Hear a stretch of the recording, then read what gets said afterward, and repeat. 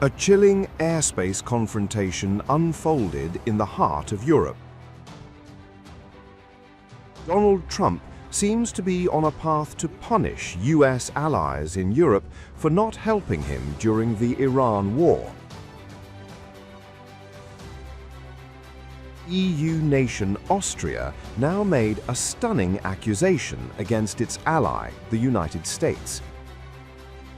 Austria accused the US of violating its airspace not one but twice in as many days, forcing it to launch rapid military response. Vienna said it scrambled Eurofighter Typhoon jets after US military surveillance aircraft allegedly entered Austrian airspace without authorization. The dramatic intercept reportedly took place on May 10 and 11 over the Tozgebirge mountain region in Upper Austria. According to Austrian Defense Ministry spokesman Michael Bauer, two US Air Force-linked PC-12 turboprop aircraft crossed into Austrian airspace before being intercepted by Austrian Eurofighters.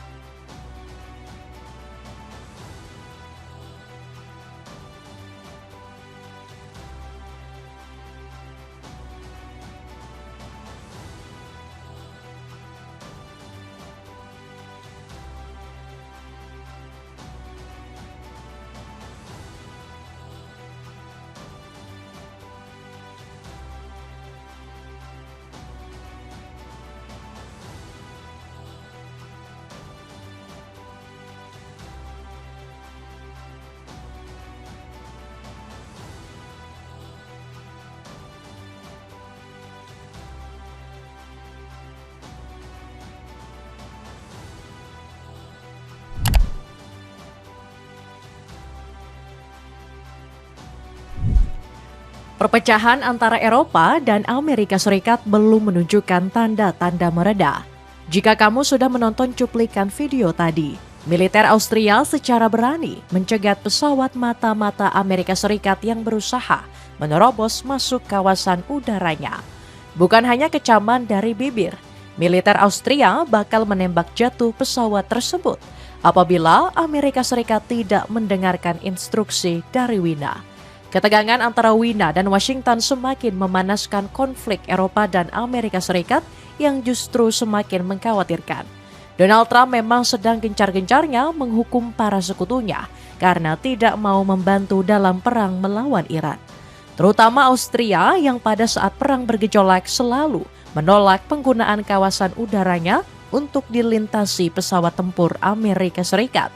Apakah ini merupakan cara Eropa untuk menghukum Amerika Serikat yang sudah membuat aliansi NATO terpecah belah? Bagaimanakah sikap Donald Trump menanggapi konflik kecil yang terjadi di Eropa? Cetak Gol coba merangkum keberanian Eropa melawan tindakan semena-mena militer Amerika Serikat sebagai berikut. Langit Eropa memanas, Austria cegat pesawat mata-mata AS. Gak ada angin, gak ada hujan. Konflik kecil pecah di kawasan Eropa Tengah. Militer Austria secara mengejutkan mengerahkan jet tempur berjenis Eurofighter Typhoon selama 2 hari berturut-turut. Mengapa Austria menyiapkan jet tempur? Kalau kita telusuri lebih jauh, militer Austria sedang tidak latihan militer, melainkan mengancam serius sebuah pesawat mata-mata. Gak lain dan gak bukan adalah memantau pesawat mata-mata milik Amerika Serikat. Jet-jet tempur Austria terlihat terbang berseliweran di sejumlah langit-langit kota. Salah seorang pejabat militer Austria mengatakan pesawat tersebut akan ditembak jatuh apabila tetap memaksa masuk ke kawasan kedaulatan negara Austria. Haruskah pesawat mata-mata AS yang melintas di kawasan udara kami tembak jatuh? Kata pejabat militer Austria. Pejabat militer tersebut menambahkan tindakan ini semata-mata untuk melindungi kedaulatan negara. Selama hampir 1 bulan terakhir, Amerika memang sedang gencar-gencarnya mengirim alutsista secara diam-diam. Tujuannya agar menambah kekuatan dan menyiapkan strategi apabila Perang Jilid Kedua kembali bergejolak. Trump memang ingin semua negara untuk terlibat dalam perang ini. Apakah peristiwa ini ada kaitannya dengan merenggangnya hubungan Eropa dan Amerika Serikat? Kemungkinan besar iya. Kalau kita kilas balik ke belakang, Donald Trump saat ini memang sedang memerangi Eropa. Sang presiden ingin menghukum sekutunya, yakni anggota NATO, karena tidak mau membantu Amerika Serikat dalam perang melawan Iran beberapa bulan yang lalu. Negara-negara Eropa selalu tertutup untuk menggunakan pangkalan militer sampai kawasan udaranya dilintasi. Trump menyebut akan ada konsekuensi yang diterima negara benua biru. Benar saja, Trump menarik sebagian pasukannya dari tanah Eropa. Gak tanggung-tanggung sebanyak 5.000 personel Paman Sam telah ditarik, buntut dari gak harmonisnya hubungan AS-Eropa. NATO pun dibuat syok dengan keputusan Trump dengan keputusan sepihak tersebut. Gak cuma penarikan pasukan, Trump juga akan memberikan sanksi ekonomi. Salah satunya merencanakan kenaikan tarif impor mobil dari Uni Eropa sebesar 25%. Lagi-lagi petinggi Uni Eropa dibuat geram karena keputusan Trump diambil secara sepihak. Ibarat orang-orang yang gak mau kalah, Trump menggunakan strategi yang benar-benar licik. Ursula von der Leyen meminta Trump untuk menghormati keputusan yang sudah diambil. Kesepakatan adalah kesepakatan, dan kita telah mencapai kesepakatan. Kita berdua menerapkan kesepakatan ini sambil menghormati prosedur demokrasi yang berbeda yang kita miliki di kedua belah pihak, kata Kepala Uni Eropa ini. Trump dengan percaya diri mengatakan Amerika Serikat tidak membutuhkan NATO. Menurutnya, aliansi ini sudah tidak berguna karena tidak tunduk dengan perintah Washington. What is more broken, NATO or OPEC? Well, OPEC is having some difficulty right now because one of those things, but that has nothing to do with me. NATO was very disappointing to me. NATO was not there when we wanted them. We don't need NATO. But if we did need them, they just weren't there. Apakah NATO mampu bertahan tanpa Amerika Serikat? Secara hukum, Trump gak bisa keluar begitu saja dari keanggotaan karena masih membutuhkan persetujuan 2/3 atau undang-undang dari Kongres. Seandainya Amerika benar-benar keluar, NATO mungkin di atas kertas masih bertahan, tetapi kekuatannya bakal lumpuh. Bagaimana bisa melawan Amerika Serikat jika kekuatan NATO lumpuh? Dari sini kita bisa mengambil kesimpulan bahwa kekuatan NATO memang tidak segahar yang kita kira. Negara-negara Eropa masih belum bisa mandiri terutama dari segi kekuatan militernya. Perlawanan Austria terhadap pesawat mata-mata mungkin hanya gertakan semata. Seandainya konflik makin meluas, kekuatan Austria mungkin sulit untuk menandingi Paman Sam. Tetapi yang perlu diapresiasi dari NATO adalah karena negaranya masih berdiri di atas negara yang tertindas. Mereka enggan disetir oleh pihak manapun sekalipun itu adalah sekutu mereka. Eropa siaga perang siapkan strategi melawan Trump. Meski secara kekuatan militer masih jomplang, Uni Eropa mulai berbenah besar-besaran. Sebut saja Jerman yang sudah siaga perang dengan menaikkan anggaran militer 32%. Anggaran di tahun 2027 bakal naik yang sebelumnya 82,7 miliar euro menjadi 105,8 miliar euro. Anggaran ini jadi yang terbesar dikeluarkan oleh negeri BIR sejak tahun 1990. Bahkan anggaran ini telah melampaui tolak ukur belanja militer negara NATO di angka 2%. Peningkatan anggaran menjadi awal berbenah secara besar-besaran negeri Panzer. Jerman sendiri ingin membangun kekuatan untuk menghadapi perang besar yang kemungkinan bergejolak. Bersumber dari CNBC Indonesia yang dikutip dari artikel The Economist, Karsten Breuer menegaskan, Angkatan Bersenjata Jerman sedang mempersiapkan menghadapi perang. Sekarang memang waktunya untuk terbuka kepada publik soal apa yang sedang kami lakukan. Kami sedang menyusun strategi perang dan membangun kekuatan kami, kata petinggi militer Jerman. Breuer mengatakan jika target Jerman adalah menjadi negara dengan militer terkuat di Eropa. Memang setiap rencana pasti ada tantangannya tersendiri.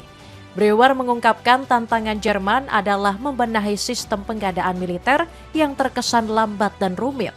Aturan hukum terlalu berat sehingga proses pembelian menjadi berlarut-larut.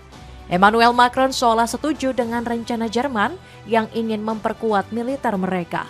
Presiden Prancis ini menyerukan agar para pemimpin dunia saat ini tidak menjadi bawahan AS. Macron mengajak seluruh negara termasuk Asia dan Eropa membangun kerjasama berbasis nilai seperti hukum internasional, demokrasi, dan stabilitas politik.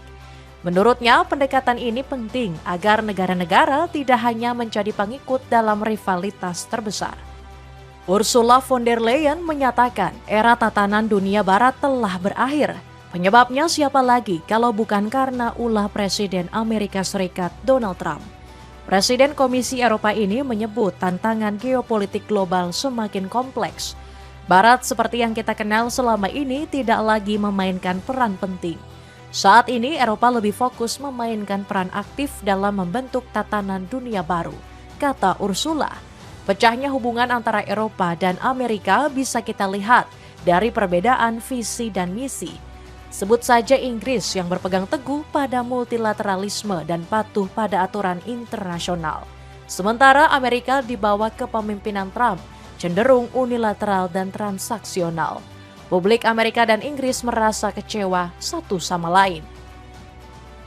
Survei opini menunjukkan pada awal tahun 2000, warga Amerika dan Inggris masih saling memandang positif dengan lebih dari 80% responden.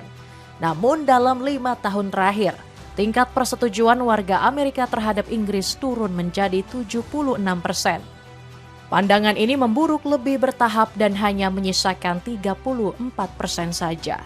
Retaknya hubungan ini juga bisa kita saksikan saat Spanyol melayangkan berbagai kecaman ke Trump. Pedro Sanchez paling getol membela negara yang saat ini sedang ditindas. Perdana Menteri Spanyol ini berani menyebut Trump adalah dalang di balik kacaunya dunia.